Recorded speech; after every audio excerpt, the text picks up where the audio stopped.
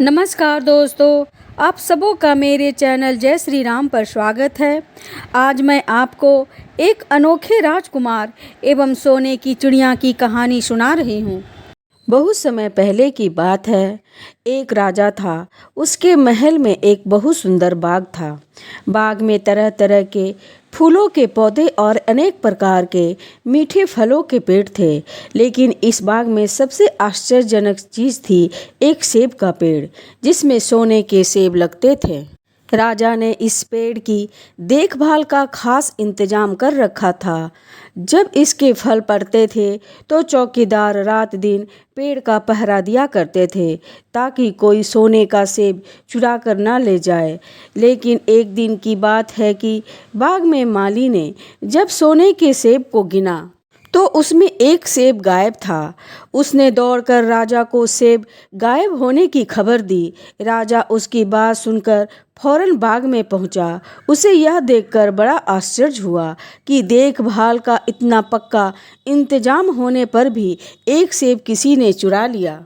राजा ने ऐलान किया कि जो कोई सोने के सेब को चुराने वाले चोर का पता देगा, उसे इनाम दिया जाएगा। इससे बड़े राजकुमार ने राजा से कहा कि रात में वह पहरा देगा और चोर को पकड़ने की कोशिश करेगा। राजा ने बड़े राजकुमार को बाग में पहरा देने की इजाज़त दे दी। उसके बाद बड़ा राजकुमार रात में पहरा देने लगा, लेकिन 2 घंटे बाद ही उसे नींद आ गई और वह सो गया। सुबह उठकर जब उसने सेब को गिना तो वह यह देखकर चकित रह गया कि रात भर में एक और सेब गायब हो गया था। इसके बाद दूसरी रात को मंझले राजकुमार ने बाग में पहरा देने का काम संभाला। उसे भी आधी रात से पहले ही नींद आ गई और तीसरा सेब चोरी हो गया। अब यह देखकर राजा बहुत चिंतित था।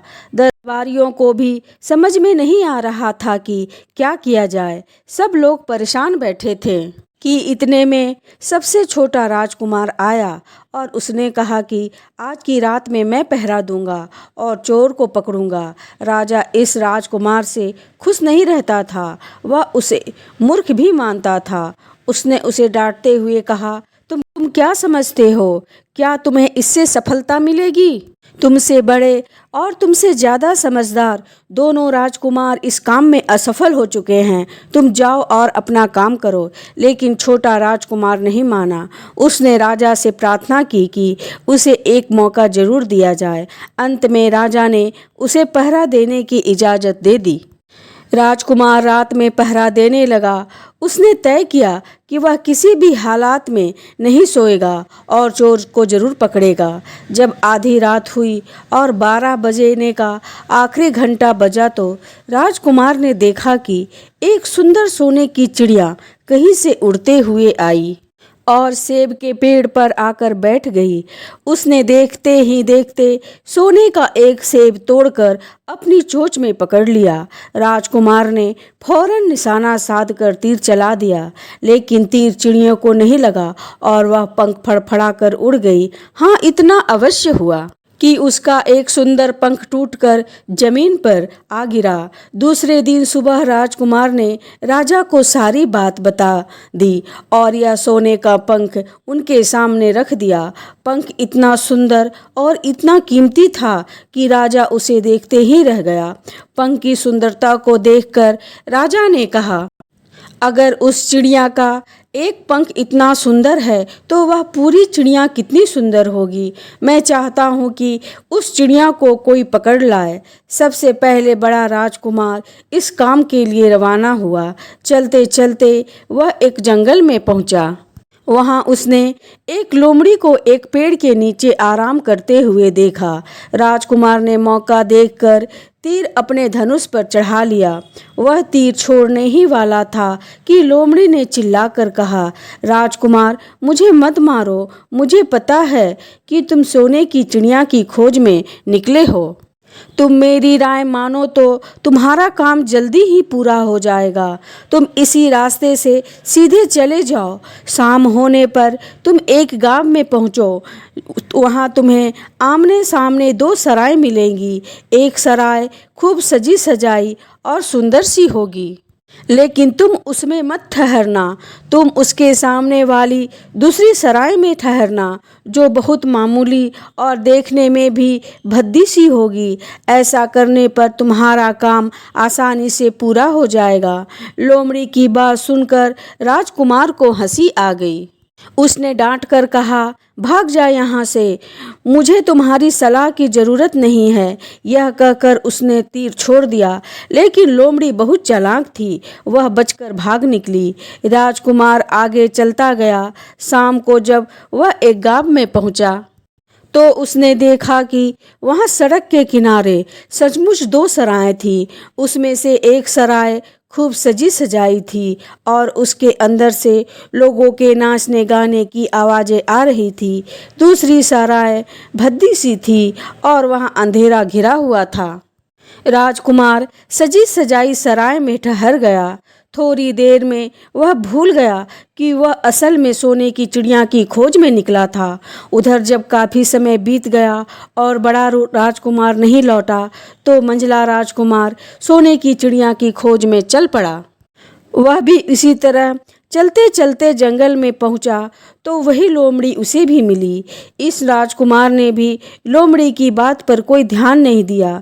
जब वह शाम को उस गांव में पहुंचा तो बड़े राजकुमार की तरह सजी सजाए सराय में ठहरा। वहाँ के नाच रंग के मस्त होकर वह भी अपना काम भूल गया, यहाँ तक कि उसे घर लौटने की भी सुध न रही। अंत में सबसे छोटे राजकुमार ने राजा से कहा कि मैं सोने की चिड़िया की खोज में जाऊंगा। राजा को विश्वास था कि जब उससे बड़े दोनों राजकुमार इस काम में सफल नहीं हुए तो इसे भी सफलता नहीं मिलेगी, लेकिन उसके जिद करने पर राजा ने उसे इजाज़त दे दी। छोटा राजकुमार तैयार होकर सोने की चिड़िया की खोज में निकला। जंगल में उसे भी लोमड़ी मिली। राजकुमार ने लोमड़ी की बात को ध्यान से सुना और लोमड़ी से कहा, ठीक है, तुम जैसा कह रही हो मैं वैसा ही करूँगा। अब तुम जाओ, मैं तुम्हें नहीं मारूंगा। इस पर लोमड़ी खुश होकर बोली, तुम सबसे अच्छे लड़के मालूम होते हो, तुमने मेरी बात का मजाक नहीं उड़ाया और मुझ पर तीर नहीं चलाया। मैं तुमसे खुश हूँ और तुम्हारी मदद करूँगी। आओ तुम मेरे पूँछ पर बैठ जाओ, मैं तुम्हें उस सराय तक पहुँचा देती हूँ। देखते ही देखते लोमड़ी की पूँछ काफ़ी लंबी हो गई और राजकुमार उस पर बैठ गया। उसके बैठते ही लोमड़ी हवा में उड़ने लगी और थोड़ी ही देर में मैदानों और पहाड़ों को पार करने वाली गांव में आ पहुंची। राजकुमार ने उसकी सलाह को मानकर छोटी और पुरानी सराय में ही डेरा डाल दिया। वह दूसरी सजी सजाए सराय से दूर रहा। दूसरे दिन सुबह उठकर जब वह आगे बढ़ा तो कुछ दूर चलने पर उसे वह लोमड़ी फिर से रास्ते में मिल गई। लोमड़ी ने उससे कहा, अब मैं तुम्हें बताती हूँ कि आगे तुम्हें क्या करना चाहिए। तुम सीधे चलो, आगे चलने पर तुम्हें एक बहुत बड़ा किला मिलेगा जिस पर सिपाही लोग पहरा दे रहे होंगे। तुम सिपाहियों से डरना मत और सीधे अंदर चले जाना, क्योंकि वह इस समय सो रहे होंगे। तुम बेधड़क होकर किले के अंदर चले जाना और उसके कमरों को पार करते हुए उस जगह पहुंच जाना जहां लकड़ी के एक मामूली से पिंजड़े में सोने की चिड़िया बंद है। तुम चिड़िया को पिंजड़ा सहित उठाकर किले से बाहर ले आना, लेकिन एक बात याद रखना, चिड़िया के पिंजड़े के पास ही एक बहुत सुंदर सा सोने का पिंजड़ा भी पड़ा होगा। तुम भूल कर भी चिड़िया को उस पिंजड़े में मत रखना। अगर तुम्हें उसे लकड़ी के पिंजड़े से निकालकर सोने के पिंजड़े में रखने की कोशिश करोगे तो बाद में पछताओगे। यह कहकर लोमड़ी ने राजकुमार को फिर से अपनी पूँछ पर बिठाया और थोड़ी ही देर में उसको उस किले के पास पहुंचा दिया। राजकुमार ने किले के पास जाकर देखा कि सचमुच उसके पहरेदार सो रहे थे।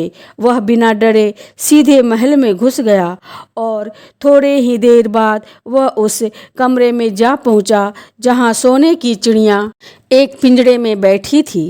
पिंजड़े के पास ही सोने के 3 सेब पड़े हुए थे। इन सेबों को देखकर राजकुमार ने फौरन पहुंचा लिया कि यह सेब उसके पिता के बाग के ही हैं। सोने की चिड़िया इतनी सुंदर थी कि राजकुमार उसको देखता ही रह गया। वह उसको उठाकर लाने ही वाला था कि उसकी नज़र पास ही पड़े एक सुंदर से पिंजरे पर पड़ी। वह पिंजरा बहुत सुंदर था और उसमें तरह तरह के कीमती हीरे मोती जड़े हुए थे। सोने की चिड़िया के लिए वही पिंजरा ठीक मालूम पड़ता था। राजकुमार लोमड़ी की बात को भूल गया और उसने सोने की चिड़िया को लकड़ी के पिंजरे से निकालकर सोने के पिंजरे में बंद कर दिया। लेकिन नए पिंजरे में आते ही चिड़िया ने खूब जोर जोर से शोर मचाना शुरू कर दिया। राजकुमार पिंजरे को उठाकर कमरे से बाहर भी नहीं निकल पाया था कि बहुत से सिपाही कमरे में घुस आए और उन्होंने राजकुमार को पकड़ लिया। अब राजकुमार को अपनी भूल का पता चला। उसे याद आया कि लोमड़ी ने उससे क्या कहा था, लेकिन अब क्या हो सकता था। सिपाही उसे खींचते हुए राजा के दरबार में ले गए। राजा के पूछने पर राजकुमार ने सारी बात कह सुनाई। राजा बोला, तुम मेरे महल में चोरी करने के लिए घुसे थे। मैं तुमको माफ़ नहीं कर सकता। तुम्हें फांसी की सज़ा दी जाएगी, लेकिन मैं तुम्हें एक मौका देता हूँ।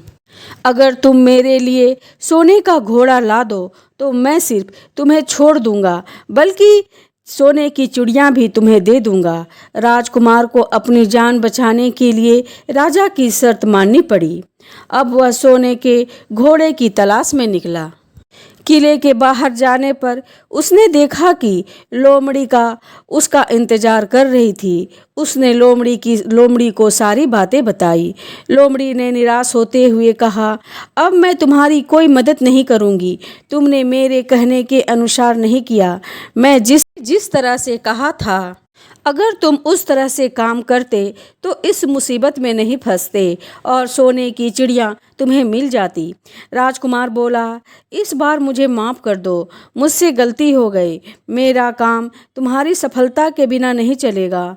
मुझे राजा ने सोने के घोड़ा लाने के लिए कहा है, वरना यहाँ के राजा मुझे फांसी पर चढ़ा देंगे। लोमड़ी ने कहा, खैर मैं तुम्हें माफ़ करती हूँ। अब तुम ऐसा करो कि मेरे पूँछ पर बैठकर सीधे चले चलो।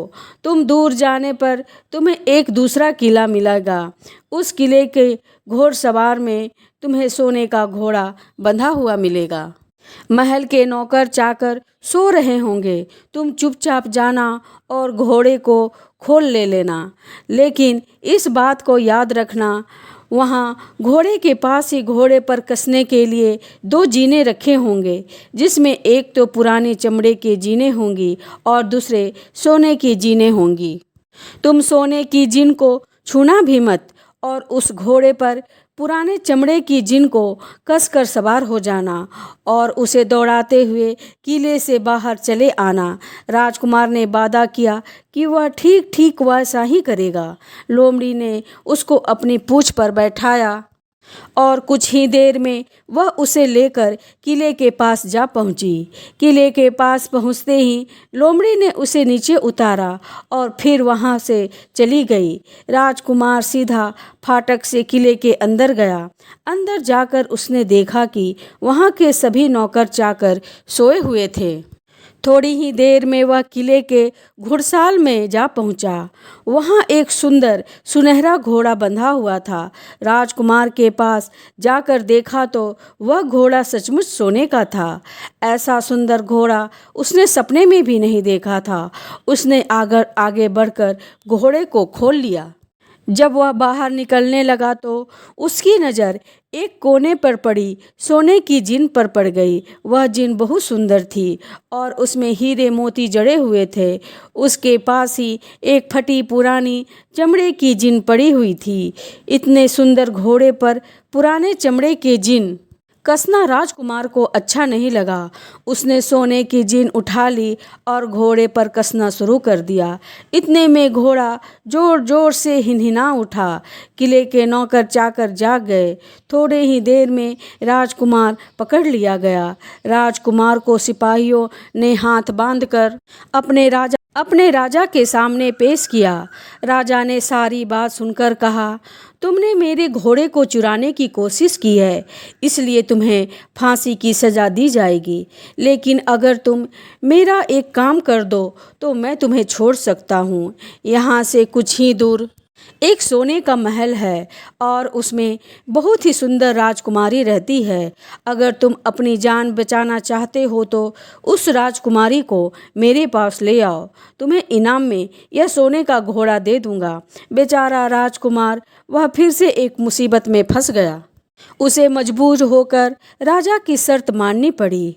अब वह सोने की महल की खोज में निकला। कुछ दूर चलने पर फिर उसे वह लोमड़ी मिली। पता नहीं कैसे लोमड़ी को सारी बातें मालूम हो गई थी। वह बोली, देखो तुमने इस बार भी मेरी बात नहीं मानी। मेरी बात मान जाते तो यह नई मुसीबत तुम्हारे गले नहीं पड़ती। खैर तुम पर दया आ रही है, मैं तुम्हारी मदद करूंगी। चलो मैं तुमको सोने के महल के पास पहुंचा देती हूँ। तुम महल के बाहर ही कहीं पीछे में छिपे रहना। जब महल से शाम को राजकुमारी तालाब में नहाने के लिए बाहर आए तो तुम आगे बढ़कर उसका हाथ पकड़ लेना। जैसे ही तुम उसको छुओगे राजकुमारी तुम्हारे साथ आने के लिए राजी हो जाएगी। लेकिन एक बात याद रखना, तुम उसको वहाँ से अपने साथ ले आना। उसे वापस महल में मत जाने देना। वह तुमसे कहेगी कि मैं अभी अपने माता पिता से मिलकर आती हूँ, लेकिन तुम उसकी बात से मत आना, वरना फिर मुसीबत में फंस जाओगे। यह कहकर लोमड़ी ने फिर से उसे अपनी पूंछ पर बैठा लिया। देखते देखते लोमड़ी हवा में उड़ती हुई कुछ देर बाद सोने के महल के पास जा पहुंची। महल के पास पहुंचते ही राजकुमार एक पेड़ के आड़ में छिपकर बैठ गया। शाम को जब राजकुमारी नहाने के लिए किले से बाहर आई तो राजकुमार ने हिम्मत करके आगे बढ़कर उसका हाथ पकड़ लिया। उसके छूते ही राजकुमारी उसके साथ चलने के लिए तैयार हो गई। वह बोली, राजकुमार तुम मुझे जहाँ भी ले जाना चाहोगे मैं तुम्हारे साथ चलूँगी, लेकिन मुझे थोड़ी देर के लिए अपने माता पिता से मिल आने दो। राजकुमार ने कहा, नहीं यह नहीं होगा, तुम्हें तुरंत मेरे साथ चलना पड़ेगा। लेकिन राजकुमारी रोने लगी। इतनी सुंदर राजकुमारी को रोते देखकर राजकुमार का मन पिघल गया। अंत में वह राजी हो गया और बोला, जाओ थोड़ी देर के लिए माता पिता से मिलाओ, लेकिन फिर तुरंत बाहर चली आना। लेकिन राजकुमारी ने जैसे ही किले में पैर रखा, किले के पहरेदार जाग गए और उन्होंने राजकुमार को पकड़ लिया। राजकुमार बहुत पछताया, लेकिन अब क्या हो सकता था। सिपाहियों ने उसे अपने राजा के सामने पेश किया। राजा बहुत निराश था। उसने उसी वक्त हुक्म दिया, इस राजकुमार को फौरन फांसी पे चढ़ा दिया जाए। यह सुनकर राजकुमार रोने गिड़गिड़ाने लगा। इस पर राजा ने थोड़ी देर विचार करने के बाद कहा, मैं अपनी आज्ञा वापस ले सकता हूँ, लेकिन अगर तुम मेरा एक काम कर दो तो तुम्हारी जान बच सकती है। हमारे किले के ठीक सामने यह जो बड़ा पहाड़ है, इसके कारण हमारे किले की सुंदरता नष्ट होती है। अगर तुम 8 दिन में इस पहाड़ को खोदकर साफ कर दो तो हम तुम्हें क्षमा कर देंगे और राजकुमारी का विवाह तुम्हारे साथ कर देंगे। राजकुमार किले के बाहर आकर पहाड़ को देखने लगा। उसके हाथ में एक छोटी सी कुदाली थी। उसकी समझ में नहीं आ रहा था कि इतना बड़ा पहाड़ 8 दिन में वह कैसे खोद सकेगा। फिर भी उसे अपनी जान तो बचानी ही थी, इसलिए वह पहाड़ खोदने में लग गया। धीरे धीरे 7 दिन बीत गए। इतने दिन तक लगातार खोदने पर भी वह पहाड़ सिर्फ एक कोना ही खुदा सका। वह दुखी होकर बैठ गया। उसे अब अपने पर बहुत अधिक क्रोध आ रहा था। वह मन में कहने लगा कि अगर मैंने लोमड़ी की बात मान ली होती तो कितना अच्छा होता। लोमड़ी ने मुझे हर बार ठीक सलाह दी थी। और मैं हर बार उसका कहना ना मानकर नई से नई मुसीबत में फंस जाता हूँ। राजकुमार इस तरह सिर झुकाकर बैठा था कि अचानक उसे अपने पैरों के पास लोमड़ी की पूंछ हिलते हुए दिखाई दी। उसने नज़र उठाकर देखा, सचमुच वही लोमड़ी उसके सामने खड़ी थी। लोमड़ी ने मुस्कुराते हुए कहा, क्यों, क्या हाल है? इस बार तो तुम्हारी मदद करने की मेरी जरा भी इच्छा नहीं थी, लेकिन मैं 7 दिन से तुमको पहाड़ खोदते हुए देख रही हूँ, इसलिए मुझे दया आ गई और मैं तुम्हारी मदद के लिए चली आई। जाओ, तुम बहुत थक गए हो, जाकर सो जाओ। मैं थोड़ी ही देर में तुम्हारा काम पूरा कर दूंगी। इस बार राजकुमार ने तय कर लिया था कि अब वह लोमड़ी जिस तरह कहेगी वह उसी तरह करेगा। वह चुपचाप उठकर एक तरफ सोने चला गया। थोड़ी ही देर में उसे नींद आ गई। सुबह जब वह सोकर उठा तो उसे अपनी आंखों पर विश्वास नहीं हुआ था। वहाँ कहीं भी पहाड़ों का नाम निशान नहीं था और महल की सुंदरता दिखाई दे रही थी। राजकुमार सीधे राजा के पास पहुँचा। राजा उसके काम से बहुत खुश था। उसने तुरंत अपने वादे के अनुसार राजकुमारी के साथ उसका विवाह कर दिया। जब राजकुमार उस सुंदर राजकुमारी के साथ कुछ दूर चला तो उसे रास्ते में फिर वही लोमड़ी मिली। लोमड़ी बोली, बधाई हो राजकुमार, राजकुमारी के साथ तुम्हें देखकर मुझे बहुत खुशी हो रही है, लेकिन अब तुम्हें सोने का घोड़ा और सोने की चिड़िया को भी प्राप्त करना चाहिए, क्योंकि वो दोनों चीज़ तुम्हारे ही लायक है और तुम्हें उसे आसानी से प्राप्त कर सकते हो। राजकुमार बोला, लेकिन भला मुझे सोने का घोड़ा और सोने की चिड़िया कैसे मिल सकती है? मैं तो इस राजकुमारी को भी उस राजा के लिए ले जा रहा हूँ। लोमड़ी ने कहा, नहीं, तुम ऐसा काम कभी मत करना। इस राजकुमारी के साथ तुम्हारा विवाह हुआ है और यह अब तुम्हारी पत्नी है। अगर तुम मेरे कहने के अनुसार काम करो तो तुम्हें सोने का घोड़ा और सोने की चिड़िया भी मिल सकती है। तुम पहले इस राजकुमारी को लेकर सोने के घोड़े वाले राजा के पास जाओ। राजा खुश होकर तुमको सोने का घोड़ा दे देगा। तुम घोड़े पर सवार हो जाना और सवार होकर सबसे विदा लेना। राजकुमारी से तुम सबसे बाद में विदा लेना। जैसे ही तुम राजकुमारी के पास पहुँचो, तुम उसे हाथ से पकड़कर घोड़े के ऊपर खींच लेना और घोड़ों को दौड़ा देना। सोने का घोड़ा इतना तेज दौड़ता है कि वह दुनिया के तेज से तेज घोड़ा भी उसकी बराबरी नहीं कर सकता। जाओ, तुम पहले इतना काम पूरा करो, इसके बाद आगे का काम मैं तुम्हें बाद में बताऊंगी। मैं तुम्हें वहाँ रास्ते में मिलूंगी। राजकुमार ने ठीक वैसा ही किया जैसा लोमड़ी ने उससे कहा था। जब सोने के घोड़े वाले राजा ने खुश होकर उसे इनाम में सोने का घोड़ा दिया तो राजकुमार उस पर सवार हो गया और उससे विदा लेने गया। अंत में वह राजकुमारी को उठाकर घोड़े को तेजी से दौड़ाता हुआ किले से बहुत दूर निकल गया। रास्ते में एक पेड़ के नीचे लोमड़ी उसका इंतजार कर रही थी। उसे देखकर लोमड़ी बोली, बहुत अच्छा, अब तुम सोने की चिड़िया भी प्राप्त कर लो। जब तुम सोने की चिड़िया वाले राजा के पास जाओगे तो वह इस घोड़े को देखकर बहुत खुश होगा। तुम उससे कहना कि पहले सोने की चिड़िया का पिंजरा मेरे हाथ में दे दो, तब मैं यह घोड़ा तुमको दूंगा। जब वह पिंजरा तुम्हारे हाथ में लाए तो तुम पिंजरा उसके हाथ से छीन लेना और घोड़ों को दौड़ा देना। बस ऐसे चिड़िया तुमको मिल जाएगी और कोई तुम्हें पकड़ भी नहीं सकेगा। इस बार भी राजकुमार ने ठीक वैसा ही किया। वह राजकुमारी के साथ ही घोड़े पर बैठा रहा और जब राजा ने उसके हाथ में सोने की चिड़िया की पिंजरा दिया तो वह उसको देखते ही देखते एड़ मार दी और सोने की घोड़ा हवा में बातें करने लगा। कुछ दूर चलने पर लोमड़ी उसे मिली। राजकुमार ने उससे कहा, तुमने मेरी बड़ी मदद की है। तुम्हारी वजह से मुझे न सिर्फ सोने की चिड़िया मिली बल्कि सोने का घोड़ा और इतनी सुंदर राजकुमारी भी मिल गई। बताओ, मैं तुमको क्या इनाम दूं? मैं तुमको कुछ न कुछ ज़रूर देना चाहता हूँ। लोमड़ी ने कहा, अगर तुम खुश हो तो मेरा एक काम कर दो, तुम एक तीर चलाकर मुझे मार दो। इससे समय तुम यही सबसे बड़ा काम मेरे लिए कर सकते हो। राजकुमार ने कहा, भला यह कैसे हो सकता है? तुमने मेरी इतनी मदद की और मैं बदले में तुम्हें मार दूं? मुझसे यह नहीं होगा। यह सुनकर लोमड़ी बड़ी दुखी हुई और बोली, अगर तुम मेरा यह काम नहीं कर सकते हो तो फिर ठीक है, जाओ। लेकिन मैं तुम्हारी भलाई के लिए ही कह रही हूँ कि तुम दो बातें ज़रूर याद रखना। एक तो तुम किसी कुएं की दीवार पर मत बैठना, और दूसरी, तुम ऐसे लोगों के लिए धन मत खर्च करना जिन्हें फांसी मिलने वाली हो। राजकुमार बोला, भाई तुम भी अजीब हो, तुम्हारी बातें मेरी समझ में ही नहीं आती। भला मैं कभी कुएं की दीवार पर क्यों बैठूंगा और ऐसे आदमियों पर धन क्यों खर्च करूंगा जिसको फांसी दी जाने वाली हो?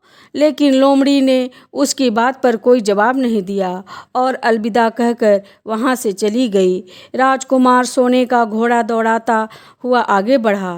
राजकुमारी उसके साथ ही बैठी थी और सोने की चिड़िया का पिंजड़ा उसके हाथ में था।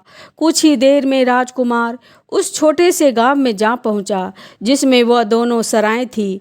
उस गांव के लोग और ख़ास तौर से बच्चे उनको देखने के लिए बाहर निकल आए। सोने के घोड़े पर इतने सुंदर राजकुमार के साथ बैठी एक सुंदर राजकुमारी को देखकर सभी लोग चकित थे। इतने में राजकुमार ने देखा कि गांव के बगीचे में एक जगह बहुत से लोग जमा हैं और कुछ शोर हो रहा है। राजकुमार के पूछने पर लोगों ने बताया कि वहाँ दो आदमियों को फांसी देने की तैयारी हो रही है। राजकुमार उधर ही चल पड़ा। वहाँ पहुँचने पर उसने पहचान लिया कि जिन आदमियों को फांसी दी जाने वाली थी वह और कोई नहीं बल्कि उनके ही बड़े भाई थे। वो लोग तब से उसी सजी सजाई सराय में रह रहे थे और तरह तरह के बुरे काम करते थे। वह जुआ भी खेलते थे और जुए में बहुत सा धन हार चुके थे। उन्होंने लोगों से बहुत सारा रुपया भी उधार लिया था। इन्हीं सब बातों से चिढ़कर गांव वालों ने उसे फांसी पे चढ़ाने जा रहे थे। राजकुमार भला यह कैसे होते देखता। उसने लोगों से कहा कि मुझसे रुपया ले लो और इन लोगों को छोड़ दो। उसके बहुत कहने सुनने पर गांव के लोग राजी हो गए और उन्होंने उन दोनों आदमियों को रिहा कर दिया। राजकुमार अपने भाइयों को छुड़ाकर आगे चला। कुछ दूर चलने पर जंगल में उन्हें एक कुआं दिखाई दिया। इस पर बड़े राजकुमार ने कहा कि कुछ देर कुएं के पास आराम करते हैं, वहाँ ठंडा पानी पीने के बाद हम लोग आगे चलेंगे। छोटा राजकुमार राजी हो गया। अब तक उसे यह भी भूल चुका था कि लोमड़ी ने विदा होते समय उससे क्या कहा था। वह घोड़े से उतरकर कुएं की दीवार पर बैठ गया और आराम करने लगा। उसके दोनों भाइयों ने मौका देखकर उसे कुएं में ढकेल दिया। उसके बाद उन्होंने घोड़े पर राजकुमारी को डाला और सोने की चिड़िया का पिंजड़ा उठाया और वहाँ से चलते बने। कुछ ही देर में वो लोग अपने राज्य में लौट आए। घर लौटकर उन्होंने राजा से कहा, हम लोग सोने की चिड़िया को पकड़ लाए हैं। इसी चिड़िया से हमारे बाग से सोने के सेब चुराए थे। इसके साथ ही हम एक यह सोने का घोड़ा और राजकुमारी भी लाए हैं। यह सब देखकर राजा बहुत खुश हुआ। सारे राज्य के लोग खुशियां मनाने लगे, लेकिन राजकुमारी खुश नहीं थी। वह बराबर रोती रहती थी। उसने खाना पीना भी छोड़ दिया। यही नहीं, घोड़े ने भी दाना पानी बंद कर दिया और सोने की चिड़िया भी उदास रहने लगी थी। राजा ने बहुत कोशिश की, लेकिन ना तो वह राजकुमारी खुश हुई और ना सोने के घोड़े और ना सोने की चिड़िया ने दाना खाना शुरू किया। उधर छोटा राजकुमार कुएं में गिर गया, लेकिन वह मरा नहीं। कुआं बहुत गहरा था, लेकिन उसमें पानी बहुत कम था। वह कुएं में बैठा बैठा अपने भाग को कोसता रहा। अब उसे फिर उसी लोमड़ी की याद आ गई और वह पछताने लगा कि अगर मैंने उसका कहना मान लिया होता तो मैं इस मुसीबत में ना फंसता। राजकुमार ने जैसे ही लोमड़ी को याद किया, लोमड़ी ना जाने कैसे उस कुएं के मुंह पर आ पहुंची और बोली, देखो राजकुमार, मैंने पहले ही तुम्हें समझाया था कि किसी कुएं के दीवार पर मत बैठना और ऐसे आदमियों की मदद मत करना जिन्हें फांसी दी जाने वाली हो, लेकिन तुम नहीं माने। खैर चलो, अब आखिर बार तुम्हारी मदद कर देती हूँ। लो, मेरी पूँछ पकड़कर तुम उस कुएं से बाहर निकल जाओ। यह कहकर लोमड़ी ने अपनी पूँछ कुएं में लटका दी। देखते देखते पूँछ इतनी लंबी हो गई कि कुएं के पेंदे में पड़े राजकुमार के पास तक जा पहुँची। राजकुमार उसे पकड़कर कुएं से बाहर निकल आया। लोमड़ी ने उससे कहा, जाओ, अब तुम अपने घर जाओ, लेकिन जरा होशियार रहना। तुम्हारे भाई तुम्हारे जान के दुश्मन हैं, वे लोग जरूर तुम्हें ढूंढ रहे होंगे। इसके बाद राजकुमार घर की ओर चल पड़ा। अपने राज्य में पहुंचने पर उसे एक भिखारी मिला। भिखारी को उसने अपने सुंदर कपड़े दान में दे दिए और उसके भद्दे पुराने कपड़े पहन लिए। इस तरह भेष बदलकर वह अपने किला में पहुंचा। वहां उसके पहुंचने पर एक बड़ी आश्चर्य बात हुई। सोने का घोड़ा खुशी से हिनहिनाने लगा, दाना खाने लगा। सोने की चिड़िया भी अपने पिंजड़े में खुशी से चहकने लगी और गाना गाने लगी। राजकुमारी ने भी अपने आंसू पोंछ डाले और वह भी खुश दिखाई देने लगी, लेकिन राजा की समझ में कुछ नहीं आया। उसने राजकुमारी से इसका कारण पूछा तो वह बोली, मैंने तो पहले ही आपको सारी कहानी बता दी थी। आपके बड़े और मंझले राजकुमार ने छोटे राजकुमार को साथ धोखा किया है। उन्होंने आपको भी धोखा दिया है, लेकिन अब आपका छोटा राजकुमार यहाँ पर आ पहुँचा है, इसलिए मुझे बहुत खुशी हो रही है। इसी के साथ मेरी शादी हुई है और मैं इसके साथ ही खुश रह सकती हूँ। फिर उसने मैले कुचैले कपड़े पहने एक आदमी की ओर इशारा करते हुए राजा से कहा, वो रहा आपका छोटा राजकुमार। राजा ने भी अपने छोटे लड़के को पहचान लिया। अब राजा ने अपने छोटे बेटे के बारे में अपना विचार बदल दिया। अब वह उसको बहुत ही समझदार और बहादुर मानने लगा और उससे बहुत अधिक प्यार करने लगा। राजा ने उसकी राजगद्दी बैठाने का निश्चय किया। बड़े और मंझले राजकुमार ने अपने छोटे भाई को ही नहीं बल्कि राजा को भी धोखा दिया था। राजा उससे बहुत नाराज था। राजा ने उन दोनों को अपने राज्य से निकलवा दिया। इसके बाद बड़ी धूमधाम के साथ राजकुमारी के साथ राजकुमार का विवाह हुआ और दोनों सुख से रहने लगे। लेकिन राजकुमार उस लोमड़ी को नहीं भूला था जिसने उसकी सहायता की थी। एक दिन समय निकालकर वह जंगल में उस लोमड़ी की खोज में निकला। बहुत ढूंढने के बाद एक पेड़ के खोखले भाग में उसने उस लोमड़ी को देखा। वह चुपचाप बैठी हुई थी। लोमड़ी बहुत उदास थी और पहले से भी बहुत दुबली हो गई थी। राजकुमार को देखते ही लोमड़ी ने उसे पहचान लिया और कहा, कहो राजकुमार, आज इधर कैसे आ गए? राजकुमार ने कहा, मैं आज तुम्हें ढूंढने के लिए आया हूँ। चलो मेरे बाग में आराम से रहना, वहाँ तुम्हें किसी तरह की कोई तकलीफ़ नहीं होगी। यहाँ तो जंगल में तुम्हें खाने पीने की तकलीफ़ होती होगी और जंगली जानवरों और शिकारियों का डर बना रहता होगा। लोमड़ी ने कहा, नहीं राजकुमार, मैं यहीं पर ठीक हूँ और अब भला तुम्हें मेरे दुख से क्या लेना देना? तुम्हारा काम निकल गया, अब तुम सुख से अपने राज्य में रहो। कुमार बोला, नहीं, तुमने मुझ पर बड़ा उपकार किया है। मैं तुम्हें इनाम देना चाहता हूँ और अपने साथ ही रखना चाहता हूँ।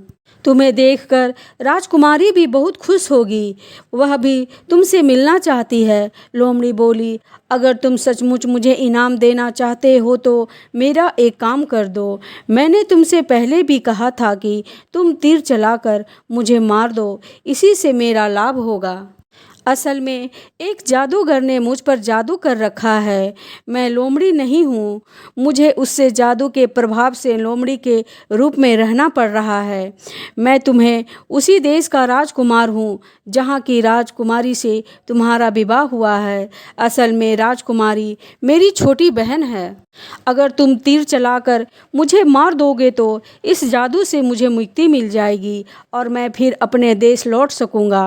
राजकुमार को यह सुनकर बड़ा आश्चर्य हुआ। उसने फौरन अपने धनुष पर तीर चढ़ाया और लोमड़ी की ओर चला दिया। तीर के लगते ही लोमड़ी मर गई और उसमें से एक सुंदर सा राजकुमार निकल आया। फिर दोनों राजकुमार आपस में गले मिले। इसके बाद दोनों राजकुमार आप वापस महल लौट आए। वहाँ राजकुमारी अपने बड़े भाई से मिलकर बहुत खुश हुई। दोस्तों, आपको ये कहानी कैसी लगी कमेंट में अवश्य लिखिएगा। जय श्री राम।